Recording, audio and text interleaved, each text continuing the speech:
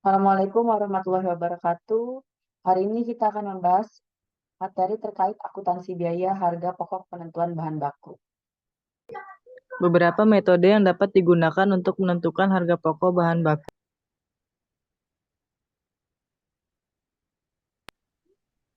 Satu, Fernandes lagi. metode harga pokok satu-satu, specific identification method. Metode ini mengidentifikasi dan mencatat biaya setiap item bahan baku secara individual. Metode ini paling cocok untuk perusahaan yang menangani barang-barang unik atau bernilai tinggi. Dua, metode masuk pertama keluar pertama, first in first out atau FIFO. Dalam metode ini, bahan baku yang pertama kali dibeli akan digunakan terlebih dahulu dalam produksi. Dengan kata lain, biaya bahan baku yang pertama kali masuk adalah yang pertama kali dihitung sebagai biaya produksi. Metode ini berguna dalam situasi di mana bahan baku memiliki tanggal kadaluarsa. Ketiga, metode masuk terakhir keluar pertama, last in first out atau LIFO. Metode ini berlawanan dengan FIFO, di mana bahan baku yang terakhir kali dibeli akan digunakan terlebih dahulu. Metode ini bisa digunakan untuk mengurangi pajak saat harga bahan baku meningkat, karena biaya yang lebih tinggi akan dikenakan sebagai biaya produksi terlebih dahulu. Yang keempat, metode rata-rata tertimbang.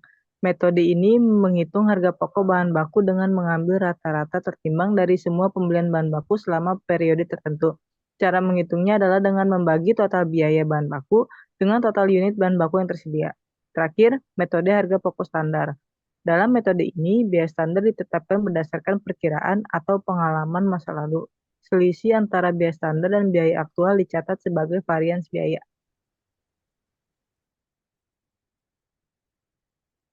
Oke, itu tadi ada beberapa metode ya teman-teman. Kita langsung aja masuk ke contoh soalnya.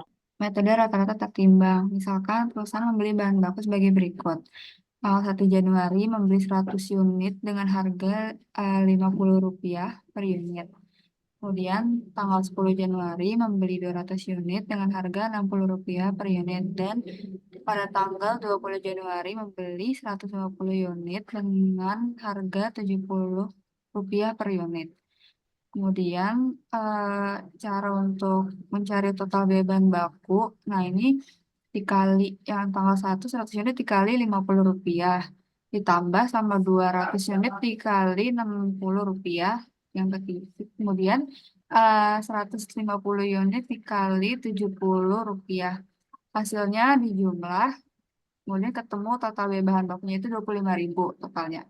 Kemudian eh, total unit bahan baku yang dibeli itu berarti 100.000. 100 ditambah 200 sampai 150, berarti totalnya ada 450 unit. Kemudian untuk mencari harga pokok rata-rata per unit, total biaya bahan baku dalam rupiah dibagi sama total unit bahan baku dalam unit. Berarti 25.000 dibagi 450 unit sama dengan Rp55,56 per unit untuk setiap uh, bahan bakunya. Seperti itu, Bu. Oh iya baik, Sasa, betul. Jadi gini ya teman-teman, metode average ini atau rata-rata tertimbang ini yang paling banyak digunakan perusahaan karena yang sesuai dengan pajak itu maunya begini gitu. Walaupun kalau bahan baku memang lebih enak pakainya FIFO kalau yang ada tanggal kadaluarsanya ya teman-teman ya. Nah ini saya jelaskan aja singkat langsung ya. Kalau untuk metode FIFO ini kita ada pembelian 1 Januari 100 unit, 50 harganya 50 per unit. Langsung kita kali aja 100 unit dikali 50 per unit kita dapat 5.000. Sedangkan untuk yang 150 kita juga ada beli barang lagi 150 unit dengan harga 60. Ini perusahaan menggunakan 250 unit bahan baku dalam produksi. Berarti dia cuma butuh 250 ya. Berarti 100 unit dikali 50 dan 150 unit kali 60.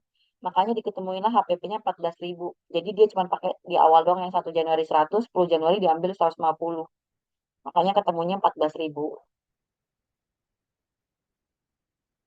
Nah ini masih lanjutannya ya. Sedangkan sisa persediaan bahan baku setelah menggunakan 250 unit itu adalah 50 unit pada pembelian 10 Januari dan 150 unit pada 20 Januari.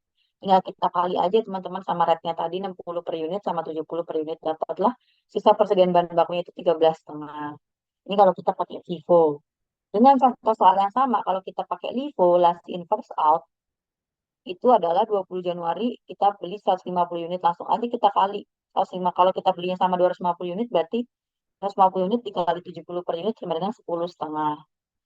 100 unit kita kali 60 per unit sama dengan 6.000. Jadi total HPP kita 16,5. Inilah bedanya Vivo dengan Livo. Kalau harga itu biasanya makin lama harga bahan baku itu makin naik ya teman-teman. Jarang harga bahan baku itu turun. Makanya kalau kita pakai Livo, otomatis pajak kita akan lebih kecil sebenarnya. Karena bahan bakunya ini harganya tinggi. Kan ini jadi pengurang laba kita kan otomatis. Sedangkan untuk sisanya itu dia akan lebih kecil. Karena kan yang pertama masuk biasanya nominal akan lebih kecil nih. Oleh sebab itu dia akan ketemu angka 11.000. Pengeluaran dan perhitungan biaya bahan baku, ada bukti permintaan bahan baku, ada juga pemrosesan data elektronik untuk bukti penerimaan bahan baku, ada daftar bahan baku yang dipergunakan. Ada masalah-masalah khusus yang berhubungan dengan bahan baku, ada biasanya sisa bahan, ada produk rusak, ada produk cacat. Nah, ini biasanya ada beberapa perusahaan yang memanfaatkan sisa bahannya ini untuk dijadikan, misalkan gini ya, perusahaan mengatakanlah berdikari, teman-teman tahu berdikari kan, yang motong sapi.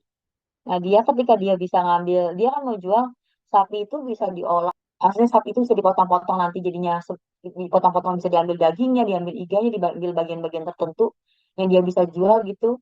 Nah, nanti kayak misalkan ada sisa-sisa bahan yang memang dagingnya itu kurang bagus, misalkan kualitasnya atau gimana, itu dia bisa juga gunakan dengan membuat bakso dengan kategori yang mungkin kan ini juga ada membuat bakso kan ya, teman-teman ya, membuat bakso dengan kategori premium atau kategori middle atau kategori lower gitu. Jadi memang sisa bahan baku ini ada yang mungkin bisa dijadikan untuk satu produk lainnya atau mungkin bisa kita jual bebas dengan harga yang murah gitu. Jadi tergantung perusahaannya ya. Baik juga untuk produk rusak bisa biasanya sih kalau kayak kami di perusahaan yang kayak kulkas atau freezer ini produk rusak kami bisa menjual ini kan dengan tengkulak-tengkulak besi gitu ya teman-temannya. Jadi dia kita jual aja kayak kita jual dijual rangkanya atau besinya aja gitu. Jadi sehingga bisa menjadi pemasukan juga untuk kita walaupun sebenarnya kita rugi ya teman-teman.